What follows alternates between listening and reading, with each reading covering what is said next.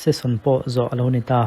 pu duwa ato pa khaikhawmna athu soi than khat point than khat ka ngai pui mo zol ho deuh te poniang chu lo ngai thla ho lok teang lom ki mi chung chang kan ngai mo tlanga tuna hian inquiry preliminary inquiry ti zo to ania tun lai isu kan tiang chu zo bo ka thil thleng kha ran a in thilakal thui ta viawa hi pu duwa hianin pirin puina a kan sei tho kha kan sei chhon ba ka zang dom chung chang hi kan khak tel hlek boka zang dom na petu chuan thil tu le thil ti ma sak ngai te kha kan sei kan ngai thla phatang minister pirin puin rang takin ma alanga la riat vele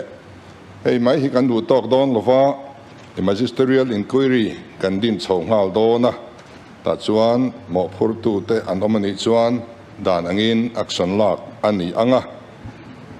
tin hetiang hi tun ma point alo thleng to thina kan sarkar a hian tuna po tun ma point rehabilitation e mohan pek na tur provision hi chen khat ma kan lo nei lova thil thleng zen phei chuani lova thleng le thei te poni a chuwang chuan akhe sa zirzelin sarkar hian engemaw zat te hi chuanin han pui ve ilangin han ral ve ilangin thang ang ti chu kan rilruwa awm dewa amaro chu inquiry result te kan hriat phot ma chuan han ti thut kha achi lowanga inquiry han ti zo selangin ta chuan aman thiam lo na alo nei mi lo ani ti te fin fi an ni chho chuan sarkarin om tok kan tiangin kan la tran pui ve tura kan in ngaya president kan siam do na wangin film khur deuh hlek ero chu angai kan ti ani tin Mizoram House all Balingans munami karon zot boka kha high court thu kalmek ania subjudice ani leng puiram kha ken se le mai se Mizoram House pon ken se ra ti kha kan soi le thina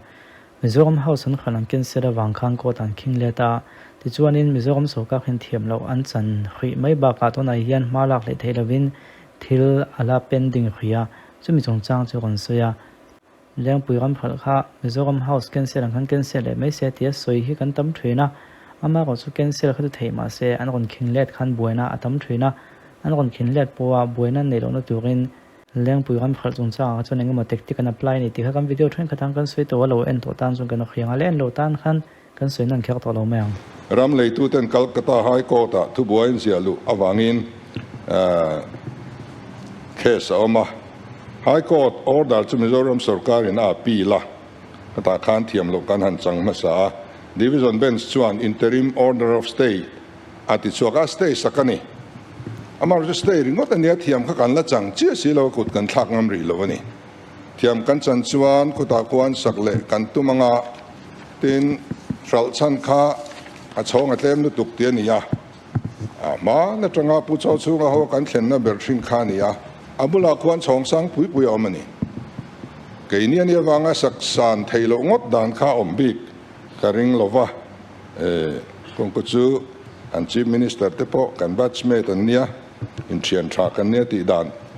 fel thei se chuan kan sak san ve thei te chu kan be se via wani tin Vande Mataram chung chang kha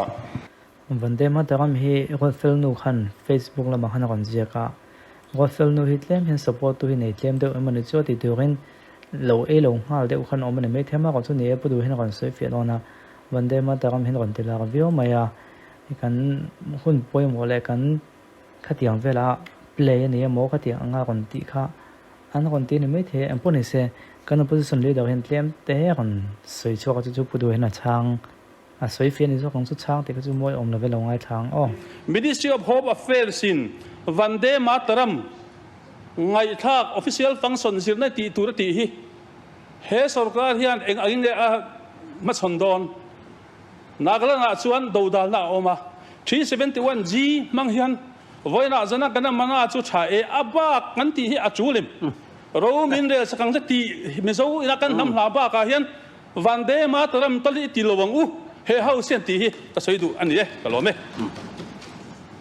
achang ni na thleng hian nero te hun lai tanga an lo pom khani aba khi pom lo khani a achang ni na chin a English translation hi kan chiranga Hail motherland rich in thy herbs and fruits thou art the giver of our happiness and well-being thou art our mother Healthy mother, sweet and pleasant. In thy fields of green, in thy flowers and fruits, in thy rivers and streams, in thy breeze, thou art our mother, our life and strength. Hail motherland. Ti khania ram ngai la chu ani ve mai hemi chin chu amaro chu achang dang kan hanin hi chuan Hindu pathian biak na khan ni to hlomani chu wangin parliament a po hei hian hiar siam deu an tia hemi chung changa hian kan sarkar min ron nei ka hrilowa central atanga notification alo om po ka hrilowa kan chief secretary tenan longdong ne enge kan nen hi thleng lo hrim hrimma official in hriat neng ma kan nei lowani chu wang chuanin khami chin kha chu an ngai huat tur po kha om lem lo mai theya abak thleng an dai don ni chuan kan pom thei lo tlangin ka ringa heta hi chuanin joint legislature party te kan in ron kho manga lungrual takin ma kan la tlang don nia adu ta hem pension case chin fel chung chang pute te ron soi ron viral ta deu kha RTI chan nan ron ti viral le a chu ta chane mil lo deu kha om ni khan ranga chu pudu hin ron soi fian ing ka khia a technical deu wa ka kha thiam chi alowa emponi se rongai thawer phim teang puram than moi khan pension chung chang kha no pang reng deu khan aron soya i RTI zona kha aron ti chan dewa December sang ni som pariat le December sang ni som ni pathum kum nga inkara pension paper ti felzat sang kwa za samrup pakwa kha kes thar chin felzat soinania a normal pension soinani chuan ni kwa thakwa sang ni som pakwa khan office memorandum hiti chuania ta chuan first formulation manga pension en non na kha khati turen tani chu sang ni som paruk malam nin ka ria khami te kha en non turania chu sarkar masa khun chung khan first formulation kha zakwa samsari palichia ti felman ani a ti chuan ke ni hianin kum ni lek chung hianin sing ni sanga somthum pariat kan ching felman ani tin payment kan penghal vek bok tin pension and other retirement benefits hi treasury a reitak atang thina tun ma khan pensioner ten an poisa hlom an la thei thin lova tunero chuan mian pensionin an monthly pension le retirement benefit hi awa in an langal vek theya tun den huna po hian treasury zong ten pending pakhat ma an nei lo ani Unati scheme kha Unati scheme hi ron soi fia le a hi tle men thui dewa top kharna kan manga topic danga kan kal zong o Unati scheme hi to top danga kan mang don ya ten puro ba ta khanin kha mutlu har zok mai portfolio ka nei lawang intisia tia portfolio nei lo chief minister om thailo reng works department ka changve lawang kan tiani chu kan policy a po abu kan ziadan khani kan manifesto a po chu wang chuan works department hi voin thlangin ka chang lova khang RG stadium vel asoi po kha works ka chang ve mi lo ka chang thailo ni min thathiam mai ro se pudu soi hi digna chino mama ko video thren ka ta khan ZPM chief minister chuan portfolio anei ve don lo ni ti athu soi por deuh me kha a om khanglang maya khami mangkhanan be da training ka khia ma ko chu portfolio nei don lo ka ti khan works department ka chang don lo ka ti na zok lom ti zonga a soi fe na khani dewa hi chu mi puite thutlu nai nga dang chu an na khole ke chuan hi chu ka ngai dang ka sei dam lawang pi nula beri likhanin a top na ni to boka pu doi hianin an pau te pui pi kan ti fo nula beri a kap tho maya kap moi thiam khop mai na lo de vina kap ani nu pui pasal nei don hian enga mo chen isu min mangai tu te hi kan han zonga be don to lama chun mangai tur hi zon hi ngai to thina point of order aloka kan CM ina nia reform based incentive ti kha lo mom khop maya ma se kan dong ti kha kan puk ti jok turan lo mo loan ve kan ni em ti khan soi chiang sela hre ta cha om ve 100% loan อันนี้สัสกินอีส่วน ไอ้เองจอกป้อจุนี่เสกันดงอันนี้ แต่เห็นพูดดูให้ดีเบตตัวทัดเดิมไหมนี่นะทัดเดิมกันติดตอนนี้ก็เขาเทียมเราเลยดีเบตตัวทัดในตัวจวนนี้กันตัวปิกกันทุบปุยอินจูให้ไก่เล็กเทียมนี้หมอกันทุบปุยอินจูให้จันงางเทียมไงอ่ะเห็นจงจังเป็นอินเซนทีฟกันที่เห็นนี่อันสวยเฟียตัวโพสิชันลีดอกลำปางจังปกันอันที่ช่วยไม่ช่วยวางจนล้นดังกันเป็นเรื่องเชื่อตีน่าเนี่ยมาเสจุดที่อันสองจวนสวยดูมีแต่ว่าอินเซนทีฟกันที่กันรีวอร์ดลมมันขันในเวทบอกเสียที่เราสวยดานินอังเรื่องอะค่ะเฮตาปักขัดโจกค่ะพูดว่าที่เห็นนั้นตรันชันตางก็ตาลมมันอังจงขนาดตรันชันตาโดดอันนี้มีอะไรว่าทดิกเล็กเท่าเนี่ยเดี๋ยวลำปางอินลมมันมานี่เสียปลูกเท่าลมมันตีปกันทดิกันนี่เท่าว่ามาเส้นนี้จวนนินอันตรันหนักอันจ้องอ่ะจุดตักจุดดีเบตตัวทานี่ถูกจวนเนี่ยไปหมดตานี่ดีเบตตัวทานี่ดานี่ที่กระสวยเจ้าทวีนะกระทวิวบีกันที่นั่นนี่ละวินกันตบปิกมันตรงไก่เทียมไงเจียตัวไปเห็นใครคอมนักกระสวยงาดีเบตตัวทาเจียกันตรันชันจันจ้างเทียมมาเปิดหมดเสียที่ผู้ดูเห็นเทียมแม่มาว่าเงิน example เนี่ยหันสวยลกก็ดูว่าอุณหภูมิจงจ้างกันไงทางตบไม่โดนนะอุณหภูมิจงจ้างสวยเฟียในจุดกันเราเคยฟูต้นหุ่นเนี่ยกันไงทางนับเบี้ยงกันเสียหันในตัวไม่ให้ดีเบตตัวชาตานับ point จันชันจันจ้างเทียมเปิดหมดก็ที่เนี่ยนำจู่รุ่มขัดจู่ดีเบตกันเว้ยหัวตาที่ไม่เที่ยงสุดท้ายนั้นทุบปุ๋ยจู่สิ่งไรที่ตานก็ขณะนี้มันเหี้ยอัฐเทนี่ที่เขามูฟลำปังเนี่ยอัฐเทแล้วนี่ที่เขาอุปสรรคลำปังเนี่ยตานี่อันนั้นสวยแต่นักข่าอัตลังปุยนก็ขณะนี้มันชัดเจียเต้ก็ขณะนี้มันข้ากันติดตัวกันอีเจียเต้นักสวย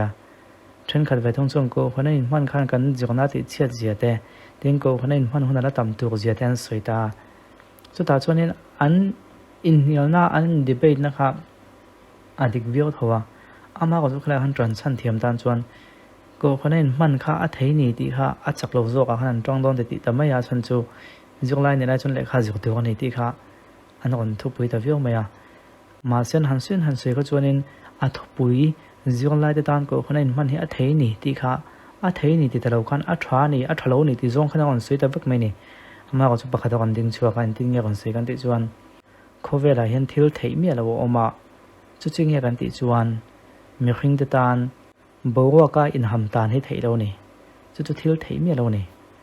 อามาก็จะทิลเทียมเวลียจุดๆเนี่ยกันติจวนบอกว่าการทำตามแขกละวินกันจวงเทนี่กันจวนดูแลดูโลนี่ไหมมาเสกันจวงเทข้าก็จะทิลเทียขึ้นมาจวนกันจวงเทนี่ทิลเทียเราดังอมเลยเองเนี่ยกันติจวนกันเกี่ยวให้กันเรียกเทเรากันดูให้หมดดูแล้วหมดกันเกี่ยวให้กันเรียกเทเราตัวทิลเทียเรานี่ทิลเทียอมเลยเองเนี่ยกันติจวนกันก็จงปุยกันเรียกเทมาเสกันดูแลดูโลนี่สุดที่ยังเจ้าจวนกันทุบปุยกันแค่ล่าอยากขานินจุกไล่แต่ตอนก็คนนั้นมันฮีอัฐเทนี่ที่เลยอัฐเทโลนี่ที่ข้ากันนินสุดท้ายเลยมาเสจุกไล่แต่ตอนก็คนนั้นมันฮีทิลเทนี่ที่จอกข้าทุดิกจอกจนตานี่อามาก็จะมีนะก็คนนั้นเรามันวางอาจุกไล่เราลักเชียดพานิจวนข้าจุกันสวยเทนี่ละว่าที่นั่นเราเฟลพานิปนข้าจุกันสวยเทนี่ละว่ามันขึ้นที่ก็จะอัฐเทลมจุดทุดิกมซาเนี่ยอินเนียลนั่นตัวเทลปอนนี่ละว่าอัฐเทโลนี่ก่อนที่เขาจวนนินทุดิกเลวันจันนะโดดทันสวยเดียกันนี่ฉันจะทิลเทนี่อัฐเทวางเงินไม่ตั้มแต่กันนินมังอัฐเทนันเชียดปุยจวงละว่าอัฐเทนันเชียดปุยบกะจะมีนี่วางจะกันอินเนียลพาตะลุยเลยทิลเทโลจนนินเส้นจนอินเนียลง่ายนางตีจวงขานินข้ามีทุบปุยข้าก่อนไกลเลยก็ตีข้านะก่อนสวยเฟียแต่ได้ไหมง่ายถ้าตัวมีปุยแต่เขาจุดเหน็ดได้ไหมนี่ฉันจะเองเงี้ยในกันติจวนก็คนนั้นมันข้าเทนี่ที่ข้าอัตุตะเดไม่เนี่ยฉันจะอัตุปุยข้ามีละครั้งข้าเนี่ยจะครั้งในข้านะก่อนคือเฟียตะเดไม่จู่วางส่วนเหนียวตู้ตามปนเหนียววักในน้ำตะโลเนี่ยฉันจะก็คนนั้นมันจะเทมาเช่นนั้นเชียดปุยเช่นนั้นฉัดปุยเนี่ยไม่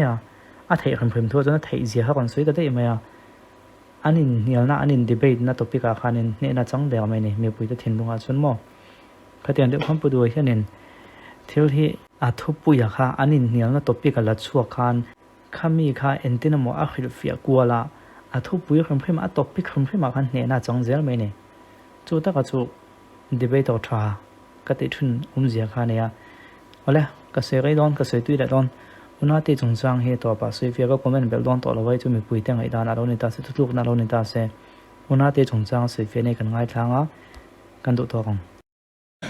กันสวยเขียดที่ ani dan tak in ngai thanon le tiang in ron ngai poi mo hlom sia ming te kpo khain ron phua deuh khang ka ria Unati scheme kan ti hi Uttar Purva Transformative Industrialization Scheme ti nani a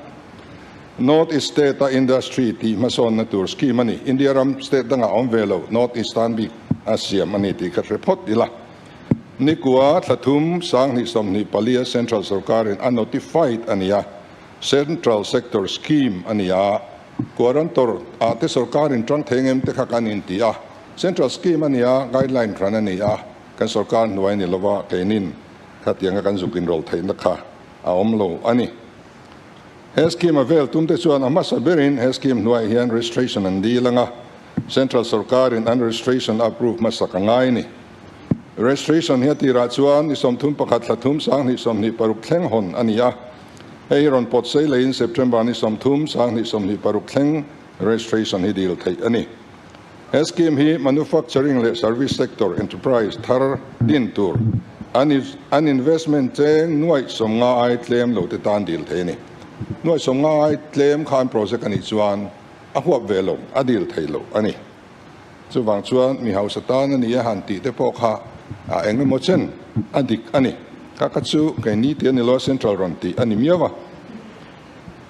investment ti hian he scheme nuai dil thei claimable capital investment bika an investment atanga chu turani registration ti tura document ngai te pakhatna DPR panina registered alan documents pathumna bank kemo financial institution atrangin appraiser report palina charter accountant atrangin business neitu ni na certificate palina pan card copy paruk pangana pan card parukna GSTIN certificate copy pasarina udaim registration pariatna concerned department atrangale khangai te anti-non fire emergency services atranga NOC te Mizoram Pollution Control Board atranga consent to establish te hospitality and tourism Tanbik tourism department consent letter te angai ni ka adil nan ringot po khan document ngai tam viawani Eskim nuaya ham thadna omte hi entrepreneurs 10 an unit andin fel nu commercial operation and tran nuwa chau deal theni tin deal na hi an summan na GST invoice in a support vek angai baka an farm hinga current account kaltlang veka summan ani angai ni registration an tiatra kumli chunga deal na hi thelu tur ani heng scheme nuaya ham thadna deal theite chu capital investment incentive Eminwaya hian claimable capital expenditure atrangin 50% claim thei ania rupees a crore nga vaibel se nga vaibel se sari le achan ve hi claim thei sangber maximum limit ani chumi claim tur chuan crore som panga khangai ta chu suai tam chu a claim thei lo ani amaro chu non GST sector big antinan hospital a chuan maximum limit hi 10 crore ani thung ani capital interest subvention hemin huai hian project din nana bank loan interest roi zong zong atanga 5% kumtin kumsari chung claim le thei ani manufacturing and service link incentive hemin huai hian business antran nuwa net GST and pek kha kumsom chung 100% amule thei ani ni som paruk thlathum som ni paruk thlangin unit som pakwa in portal kaltlangin registration and deal to a chung zinga pathum te chu central sarkar in approve to a unit palite registration deal na reject anni a tuna hian unit som panite registration deal na hi process make anni scheme hi kum som chung kalpui tur central sarkar in ruam ani a scheme kalpui na central sarkar in ruam financial outlay chu crores sing khalle somthum pasari ani hemia tanga Mizoram Tanbi ka financial outlay chun sin kan ngai thlak tang khan crores ali somnga pathum ani tundin huna north east unati nuai unit 10 an sum claim dong an laom ri lo ani abul ron tran ania hi nate kanti NEIDS kanti thin e thak na kha ani a tichuan kan sarkar ma sang ni le som ni pathuma khan kan huan mong zuma khwan ka fa pa hian petrol pump ti ve tuma bank ka tangin nuai som apuka ti chuanin kan han lai tona tun ma kan campaign lai khan chong hei lek lek te kan nu pui fanau te nan nei thina kan nu mangang hian ka rifle 315 kha pukap sang an hena lo han thal peka ti chuan pukap sang khan na boral main afa te hena thuro achia kulai mun khu in lo lai sak don nia tin rifle hi lo pele leng chu ati boka ti chuan min ron pele le ta amun po min ron lai sak ta ni nge na ti chuan chu ka sarkar ma dai thilania amaro chu petrol pump khan arem te chiam kan thriat lo wang le anuwa unati scheme hi kan han thriat chwa ve tak nuwa khan sang ni som ni pali kum to pa khan ti vela thanga kan tia aom je kan thriat lo via amaro chu ka fa pai na deal ve a list of applicants granted consent to establish tia hian serial number 7 ka fa pa ming chu chuang wang ani chu tilom ziania hei chu aduina dila dil lo kha ani maya etia mai nei taka hanin ti na tur tan chun abu ka ri tok lem lo de wani hei hi la huai theilang kan duwa kan encourage reng amaro chu an ne ka no ka tama wang hianin anti vak lova nia a pungun at Paul hianin KMP ni na trang khan min pai to a MNF hian MLA kanina try min pai to boka tuna hianin si muya ka leivung AI mangin dotin an vordar le meka tlong chim thlahum mangin an vordar le to kha khati rim khan kanin bei ani thudik lo mang hian ang poni se pu speaker heng min vom na lung te hi kan char khom ve zela inuam tak saknan kan mang me kani